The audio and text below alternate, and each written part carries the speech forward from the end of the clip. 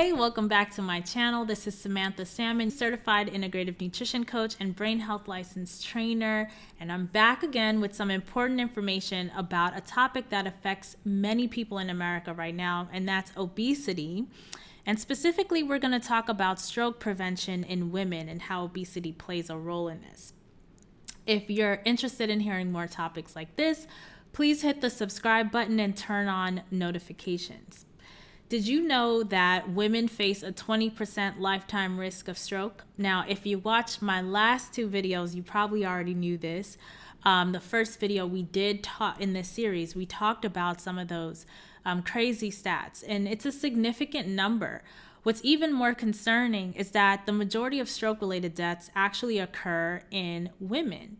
That's why it's crucial for us to address this issue head-on and take steps to prevent stroke. Not just for our own well-being, but also for the betterment of public health. I mean, without women, there would be no people on the planet, right? So we need to support women's health. Now, here's something you might find surprising when it comes to developing evidence-based guidelines for stroke prevention, specifically in women.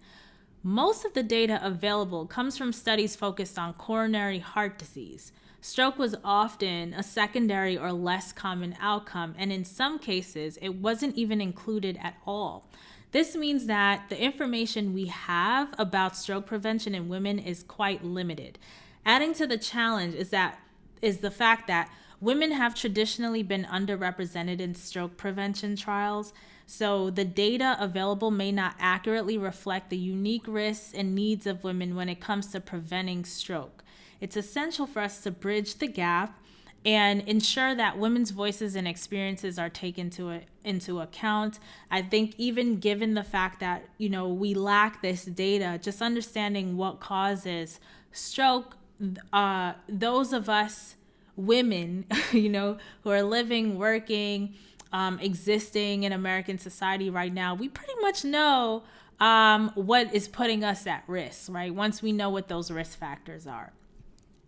One major obstacle we face is the underestimation of cardiovascular risk in women by physicians. Sometimes the focus on prevention strategies aren't taken, right? They leave women vulnerable to stroke. I've heard doctors, they're concerned, they're afraid to actually bring up, especially this thing we're going to talk about today about weight, especially now in this current climate.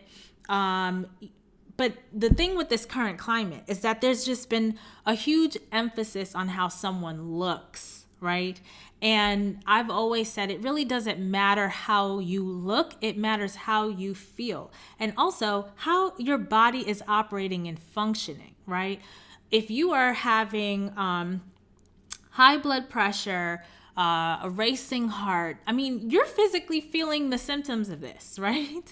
If you're getting sick a lot, the only thing we really have control over is our healthy habits, right? And it's critical for so many reasons to keep our cardiovascular function working properly, to keep our brain working properly. And ultimately, we could have a lot of issues with the way we look. Even if you're skinny, if you have curves in all the right places, looks are subjective, looks are really subjective. I remember on Facebook, there's like this Netflix group that I'm in, where folks talk about I think it's Netflix. It's probably Netflix, Hulu, and whatever, some other stuff. But they're always talking about different shows and movies. And there was like a post on like good looking villains or who are you attracted to that you're embarrassed to say, something like this. And it is a long list of hundreds of comments, right? And what really stood out to me, right? Because even Jeffrey Dahmer was on the list there, and there was a Netflix movie about him. And of course, what he did is horrible, right? But he was on the list. And but besides that, I'm not even going to comment on looks, right? But you have all these different people. Some of them I thought was good looking. Some of them I thought, are you serious? But The thing is, it didn't matter what I thought. There was someone in these hundreds of comments that thought just about everybody was good looking. You understand? Like even the ugly, even the person I thought was not attractive at all, there were people who thought that person was attractive. And this goes for everything. Like I personally believe God has placed someone here for everyone. Even if it doesn't turn into a long-term partnership, and there's a lot of reasons why that would happen. Just attraction, right? In God's infinite wisdom, all of the species, all the animal species has a partner that they are attracted to. If that were not the case, we would not have life continuing in perpetuity, right? So it's part of just the whole cosmic plan. There is always going to be someone attracted to you if that's a concern. I think ultimately the main concern is you being attracted to yourself. You need to be able to look at yourself in the mirror and say, you know what, girl, you look fine. You know what I'm saying? You look the bomb, yo. You the bomb.com. You know what I'm saying? You look dope, you know. But besides looks, I think even beyond looks, right? Because your looks are going to change. Me personally, I probably look the same as I did when I was 3. If you ask my brother, he'll probably say I look the same as I did when I was 3. But I'm pretty sure, hopefully, at some point, I will change. My looks will change. But the thing that is gonna stay constant, right? Because I came into this world by myself, and I'm gonna leave this world by myself. You know, when I came into the world, my mama was there, but when I leave this world, she's not gonna be there. When I think about that, it hurts me. It pains me very deeply. It's something that I have feared my entire life. Right? I've cried about it. That's how much it hurts me. But because I know this, it's inevitable that we're all gonna die. At the end of time, I'm gonna be with myself, and I have to love and respect myself. I'm not sure who's gonna be there. Is my husband gonna be there? My parents are probably not gonna be there. You know, if it works out in their favor, because I highly doubt that they would want me to go before them, right? So if it works out in their favor, I'm there, and I don't know who else is going to be there, but I know I'm there with myself. Do I like myself? Do I respect myself? Do I enjoy my own company? That to me is more important than looks, right? Number one. And number two, when I talk about weight and obesity, I talk about it from the perspective of watching my grandmother suffer and die on hospice care for a period of time before she was able to pass away. It wasn't like a bullet hit her and she was gone in seconds. She got to feel all of her organs die. That's not a way I want to go out. That's not a way I want to live. And honestly, I wouldn't wish that on my worst enemy. I don't know if all of you or any of you watch like Netflix shows and stuff. And one that comes to mind right now is The Witcher. And because I really like that show, I like The Witcher. Anyway, there is a scene with The Witcher and his horse Roach, right? He loves his horse. That's his companion throughout for like many, many years, right? They trod the road together. And so Roach is like his best friend, this horse. And while he's protecting this really important character in the show, I won't ruin it for anybody who hasn't seen the series, but he has to fight this monster. And in fighting this monster, Roach, his horse, gets injured, like really badly, in a way in which there's no way to fix it. So what he does is he humanely kills him. He puts him out of his misery, right? So that he doesn't have to sit there and suffer and bleed out, right? Because I pretty much watched my grandma kind of go through a similar thing. Like she was suffering. Even though when you go on hospice, it's palliative care. They give you all these drugs or whatnot, but we all heard it. The screams, the yells, the pain she was feeling as each of her organs were shutting down, the catheter burning her. Like, you understand? Like, I remember it like it was yesterday. It's so much a part of me viscerally, like, you know? So the pain and trauma of that moment, it lives within me. Even more so since I do this kind of work and I share the story all the time. It's like, always coming back. But anyway, I say all this to say that there is a deeper meaning and reasoning from a health perspective why we talk about weight. Too much weight on the body puts stress on the kidneys, right? So you just want to be in a healthy weight range. And you want to really be mindful of having excess body fat because that stifles vital organs, because for most people, it's sitting in the midsection, right? Also, it factors into metabolic function. It factors into cognitive function. If you want to have quality of life in retirement, you really should be concerned about cognitive function, because that is what's taking independence away from the elderly.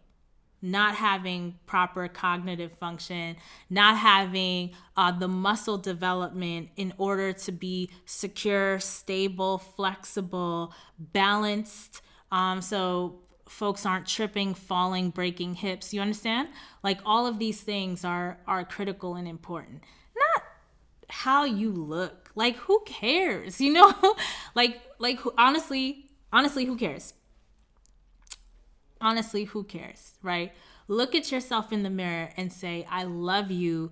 You look acceptable to me. You look phenomenal. You are made in God's image. And that should be sufficient for you. If God loved you enough to create you, why would you be asking for more? That's like spitting in God's face. That's like saying God made a mistake. He didn't make perfection. And clearly he did if he made you, right? So we're putting down looks. With that in mind, I think it is worth doctors kind of bossing up a little bit and having the conversation. If we kind of just get away from being in an insecure place about, ourselves and how we look, like nobody cares. Honestly, nobody cares. When we're teenagers, we care so much because we think it matters so much because the media makes such a big deal about a certain type of look when all of it is just, it's ridiculousness, right? It really is. It's ridiculousness because if your ideal is Angelina Jolie and you look like somebody like me, there's no way. And why would you want to? Like I loved her in Lara Croft Tomb Raider. I was a fan of that game before the movie came out. And the movie came out, I thought she was perfect for that role. I loved her in that role. I think she's amazing, right? She's not me, and I think I'm amazing too. I think I'm cool. I'm awesome. I love me. I love my company. I love hanging out with me. Like I think I'm dope. You understand?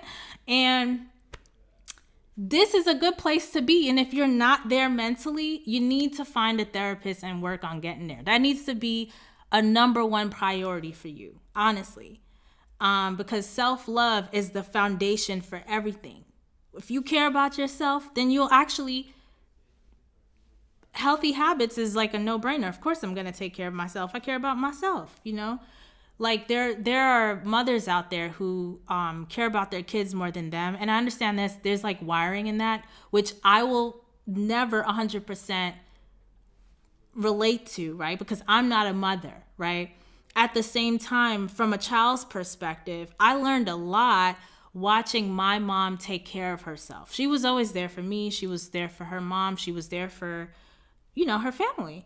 And she bought herself nice clothes. She took baths. You understand? This woman ran a business, worked crazy hours. Like on Saturdays, she worked like 12 plus hour days. I mean, crazy hours on her feet,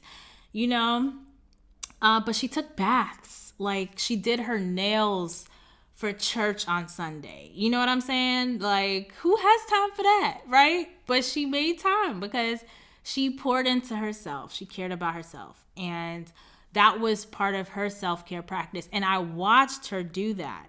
So I've never questioned the importance of taking time out for myself. Now, that doesn't mean I don't have workaholic tendencies in my nature. Remember, I don't just come from one parent. I come from two, right? And because of epigenetics, all the cells in my body is made up of all my ancestors, from the past. So especially primarily the women. So, that fear and all this kinds of stuff can lead into workaholic tendencies, can lead into anxiety, fear, all these types of things, right? But, I just want to put a pin in that and kind of highlight how important it is that we pour into ourselves and be the example that we want our children to emulate. We can't tell our children what to do because nobody likes to be told what to do. We have to be the example. People, especially children, they learn from watching what other people are doing and they emulate that. All right. So, when it comes to physicians, I particularly like to focus in on, and I know it's a little difficult sometimes, but if you can find a plant-based doctor, that is going to be the best thing for you. I really love Dr. Baxter Montgomery and his model. He's in Texas though. But, there are resources to find plant-based docs in your neighborhood. We've had a few of them on the podcast. We have Dr. Lillian Rosenthal in New York. We have Dr. Brooke Goldner, but she specifically deals with folks with lupus and autoimmune issues. We have Dr. Toomey Johnson, who works remote because she's not even in the country. But yeah, there's, you want to find one that's close and local to you. I understand that because there's certain things that you need to be physically in space with folks. But I feel, those doctors are going to be more open, honest, and real about prevention, things to mitigate risk, and at least give you the information. They may not necessarily spend all the time with you that a health coach would, because they just don't have the time. The system doesn't allow for it a lot of times. But you at least get your wide range of options, a wider range of options, I should say, because I'm not sure that that even these doctors really go into detail on herbs and things like that. But you're getting a wider range than you would just a regular doctor, because a lot of them are just afraid to have honest conversations. So yeah, so it's important that we take proactive steps to manage our risks. And I think, like, in terms of improving stroke prevention in women, we need to optimize the management of key modifiable risk factors, right? So that includes high blood pressure, high cholesterol, physical inactivity, obesity, and diabetes, like we've been talking about. All of these risk factors, can be mitigated with positive lifestyle changes and can significantly reduce the likelihood of stroke. So specifically for this video, we're focusing in on obesity, right? Which is one of the key risk factors. Maintaining a healthy weight is not just about looking good like we talked about. It's also essential for our overall well-being. And because the excess fat puts added strain on our cardiovascular system, that's why it's increasing the risk of stroke. And so we want, in order to combat that, we want to adopt not just a balanced diet, but a whole food vegan diet, bare minimum. Whole food vegan, bare minimum, okay? Stay physically active, which is going to be great for your mental health, but also there's certain things that you need to do physically in order to boost your metabolism, burn fat even while you're sleeping. And I would love to support you in this if you're looking on how to fine tune. I have been burning fat, and one of these videos, maybe I'll even get it up on this one, if I could show you the body fat percentage I started with and when, and the body fat percentage that I'm at least now at the recording of this video, or the last body scan that I did. And how I was able to make that happen is with slight tweaks in my diet, which is just bumping up my cruciferous vegetables. Of course, there are other things that I do that I've been talking about on the podcast. If you've been following me for a long time, then you may be aware of those things.